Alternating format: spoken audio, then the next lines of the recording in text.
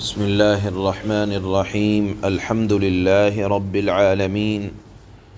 اشہد ان لا الہ الا اللہ وحدہ لا شریک لہ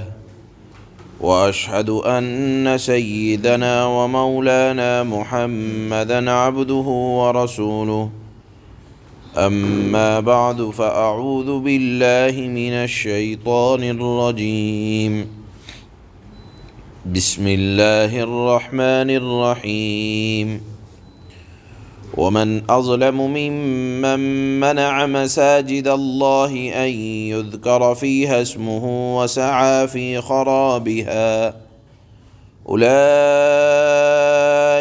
ما كان لهم ان يدخلوها الا خائفین لهم في الدنيا خزي ولهم في الآخرة عذاب عظيم ولله المشرق والمغرب فأينما تولوا فثم وجه الله إن الله واسع عليم صدق اللہ مولانا العلی العظیم۔ سن 6 ہجری میں ذی قعدہ کا مہینہ، اس کا پہلا ہفتہ اور دن دوشنبے کا اللہ کے نبی صلی اللہ علیہ وسلم عمرہ کرنے کے ارادے سے صحابہ کے ساتھ مدینہ منورہ سے نکلے اور حدیبیہ پہنچے۔ ارادہ یہ تھا کہ مکہ مکرمہ میں داخل ہو کر عمرہ کریں گے، آئے ہوئے تھوڑا دن گزر گئے، اور کعبہ یہ وطن بھی تھا، مکہ وطن بھی تھا، لیکن وطن کے ارادے سے نہیں بلکہ کعبۃ اللہ میں عمرہ کرنے اور عبادت کرنے کے ارادے سے آپ علیہ الصلاۃ والسلام نے احرام باندھا اور آپ تشریف لائے۔ خانہ کعبہ سے مشرکین کسی کو روکتے نہیں تھے، لیکن جب سنا کہ حضرت محمد صلی اللہ علیہ وسلم صحابہ کے ساتھ آ رہے ہیں تو آپ کو حدیبیہ کے مقام پر روک دیا اور کہنے لگے کہ ہم کسی ایسے شخص کو نہیں آنے دیں گے جنہوں نے بدر کے روز ہمارے آباء و اجداد، ہمارے بھائیوں کو قتل کیا، ہمارے باپ داداؤں کی عزت کو ختم کیا۔ بہرحال اللہ کے نبی صلی اللہ علیہ وسلم وہاں تشریف لائے، اور پھر ایک صلح مشرکین کے ساتھ ہوئی، جس کا خلاصہ یہ تھا کہ اس سال عمرہ نہیں کریں گے، احرام کھول دیں گے، آئندہ سال آئیں گے، اور آئندہ سال بھی شرط رکھی گئی کہ صرف اتنے دن کے لیے آئیں گے، ہتھیار کے ساتھ نہیں آئیں گے۔ بہرحال ایک صلح نامہ لکھا گیا، اور آپ علیہ الصلاۃ والسلام کو اس سال سن 6 ہجری میں عمرہ نہیں کرنے دیا گیا۔ اس موقع پر یہ آیت نازل ہوئی، وَمَنْ أَظْلَمُ مِمَّنْ مَنَعَ مَسَاجِدَ اللَّهِ، اس شخص سے زیادہ اور کون ظالم ہوگا جو خدا تعالیٰ کی مسجدوں میں ان کا ذکر کیے جانے سے روک لگائے، بندشیں کرے، وَسَعَى فِي خَرَابِهَا، اور ان کے ویران ہونے میں کوشش کرے۔ مشرکین مکہ خود تو عبادت نہیں کیا کرتے تھے، ساتھ میں وہاں گندگی لا کر ڈال دیا کرتے تھے، اور انتہائی بے ادبی کے ساتھ کعبۃ اللہ کے ساتھ ان کا معاملہ تھا۔ اب آپ دیکھیں مسجدوں کی آبادی، اللہ نے فرمایا ان کو آباد کرنا، در حقیقت وہاں ذکر و عبادت کرنا یہ مساجدوں کو آباد کرنا ہے۔ آپ سمجھیں اس بات کو کہ مسجدوں کی حقیقی آبادی یا مسجدوں کی رونق وہاں عبادت کرنے والوں سے ہے، مسجدوں کی رونق، ظاہری عمارت، شان و شوکت، یا وہاں بہت اچھی لائٹیں لگا دینا، یا بہت اچھے پتھر لگا دینا، یا بہت اچھے انتظام کر دینا، مسجدوں کی آبادی اللہ نے اس کو نہیں قرار دیا ہے۔ یا مسجد کو آباد کرنے کا مطلب یہ نہیں ہے کہ وہاں بہت اچھے غالیچے لگا دیے جائیں، بہت اچھے پتھر لگا دیے جائیں، بہت اچھا وہاں انتظام کر دیا جائے۔ مسجدوں کی حقیقی رونق وہاں کے نمازیوں سے ہے، مسجدوں کی حقیقی رونق وہاں کے تعلیم سیکھنے سکھانے کے حلقوں سے ہے، مسجدوں کی آبادی وہاں آ کر لوگ زیادہ نماز پڑھیں، اس کو اللہ نے مسجد کی آباد کرنے سے تعبیر فرمایا ہے۔ بہرحال اللہ نے فرمایا کہ یہ لوگ کعبۃ اللہ کو ویران کرتے ہیں، اور ویران کرنے کا مطلب یہ ہے کہ وہاں عبادت نہیں کرتے، ناپاک چیزوں کو لا کر وہاں ڈال دیتے ہیں۔ تو اللہ نے فرمایا کہ ایسے ظالم لوگوں کے لیے اس دنیا میں بھی ذلت ہے اور رسوائی ہے، اور آخرت میں تو عذاب عظیم ہونے ہی والا ہے۔ دنیا میں ذلت ان کو ملی کہ اللہ نے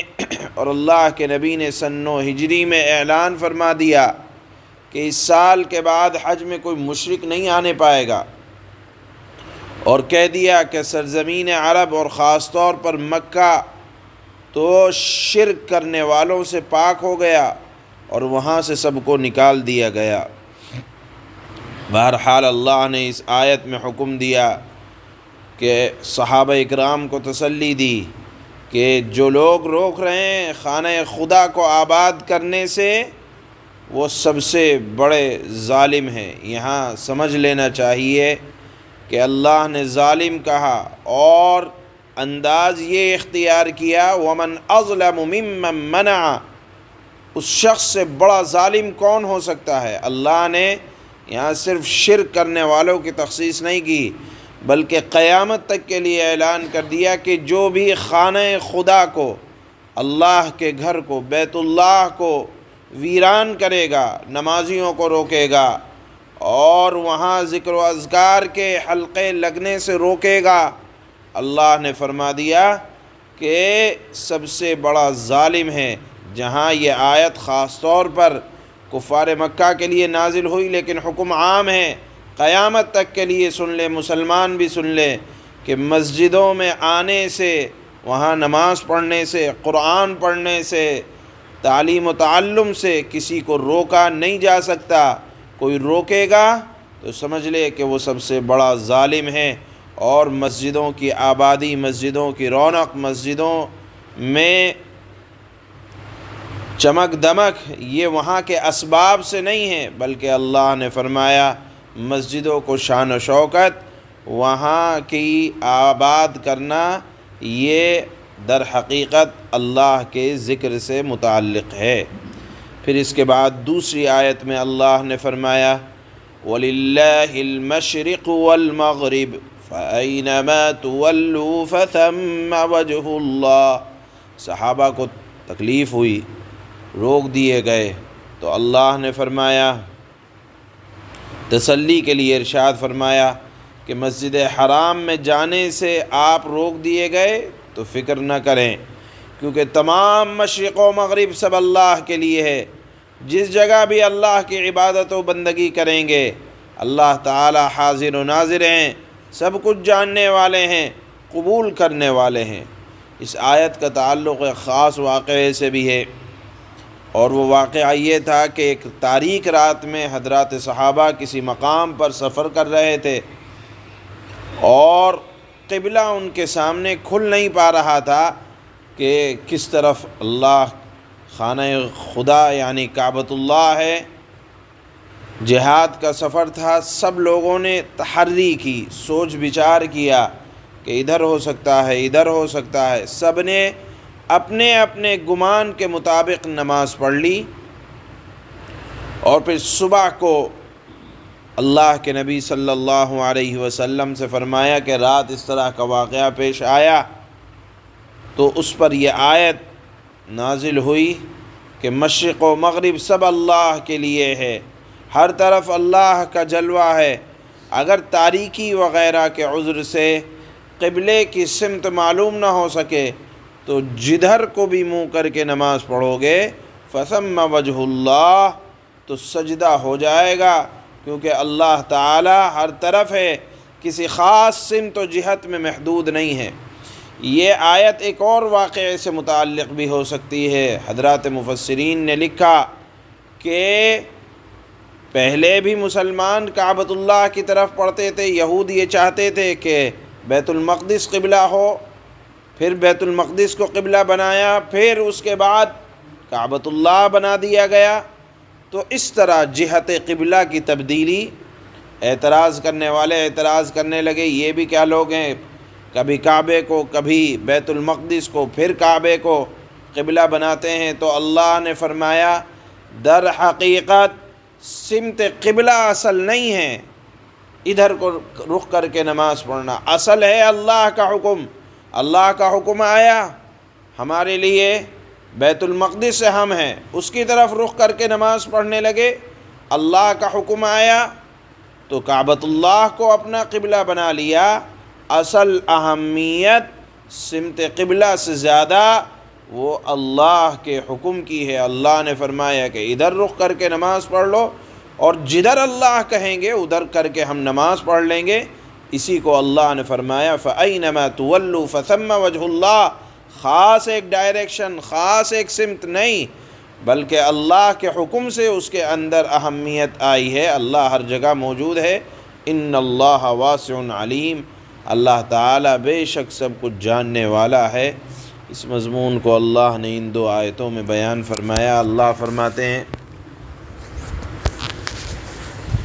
وَمَنْ أَظْلَمُ مِمَّنْ مَنَعَ مَسَاجِدَ اللَّهِ أَنْ يُذْكَرَ فِيهَا اسْمُهُ وَسَعَى فِي خَرَابِهَا، اور اس شخص سے بڑا ظالم کون ہوگا جو اللہ کی مسجدوں پر اس بات کی بندش لگا دے کہ ان میں نام لیا جائے اللہ کا، اور ان کو ویران کرنے کی کوشش کرے۔ لکھا ہے کہ ہر زمانے کے نافرمانوں نے اللہ کے گھروں کو ویران کرنے کی کوشش کی ہے، یہود و نصارہ ہوں یا مشرکین عرب ہوں، کسی نہ کسی زمانے میں کسی شکل میں۔ چنانچہ لکھا ہے کہ عیسائیوں نے شاہ طوطس کے زمانے میں بیت المقدس کو ویران کیا، اور ابرہہ نے جو عیسائی مذہب کا تھا اس نے کعبۃ اللہ کو ویران کرنے کی کوشش کی، اور مشرکین مکہ نے سن 6 ہجری میں مسلمانوں کو اللہ کے گھر سے روکنے کی کوشش کی۔ اللہ فرماتے ہیں کہ بڑے ظالم ہیں وہ لوگ جو اللہ کی مسجدوں پر اس بات کی بندش لگاتے ہیں کہ ان میں اللہ کا نام لیا جائے اور ان کو ویران کرنے کی کوشش کیا جائے۔ اولئک ما کان لهم ان يدخلوها الا خائفین، ایسے لوگوں کو یہ حق نہیں پہنچتا کہ وہ ان مسجدوں میں داخل ہوں مگر ڈرتے ہوئے۔ مشرکین مکہ یہ کعبۃ اللہ کا بہت زیادہ احترام نہیں کیا کرتے تھے، کعبے کے ارد گرد گندی چیزوں کو لا کر ڈال دیا کرتے تھے۔ اللہ فرماتے ہیں کہ اگر آؤ اللہ کے گھر میں تو ڈرتے ہوئے آنا، سینہ تان کر نہیں آنا۔ لَهُمْ فِي الدُّنْيَا خِزْيٌ وَلَهُمْ فِي الْآخِرَةِ عَذَابٌ عَظِيمٌ، جو بھی اللہ کے گھر کو ویران کرے گا یا ڈرتے ہوئے نہیں آئے گا، اللہ کے گھر کا احترام نہیں کرے گا، تو ایسے لوگوں کے لیے دنیا میں رسوائی ہے اور انہی کو آخرت میں زبردست عذاب ہوگا۔ وَلِلَّهِ الْمَشْرِقُ وَالْمَغْرِبُ فَأَيْنَمَا تُوَلُّوا فَثَمَّ وَجْهُ اللَّهِ ان اللہ واسع علیم۔ اس آیت میں اللہ نے فرمایا ہے کہ کوئی بھی سمت اپنی ذات میں تقدس کے حامل نہیں ہے، مشرق و مغرب سب اللہ کے مخلوق اور اللہ کی تابع فرمان ہے، اور اللہ کسی ایک جہت میں نہیں ہے، وہ ہر جگہ موجود ہے۔ چنانچہ اللہ جس سمت کو قبلہ بنانے کا حکم دیں، بندوں کا یہ کام ہے کہ اس کی تعمیل کریں۔ چنانچہ اللہ فرماتے ہیں مشرق و مغرب سب اللہ ہی کے لیے ہیں، لہذا جس طرف بھی تم رخ کرو گے وہیں اللہ کا رخ ہے۔ بے شک اللہ تعالی بہت وسعت والا، بڑا علم رکھنے والا ہے۔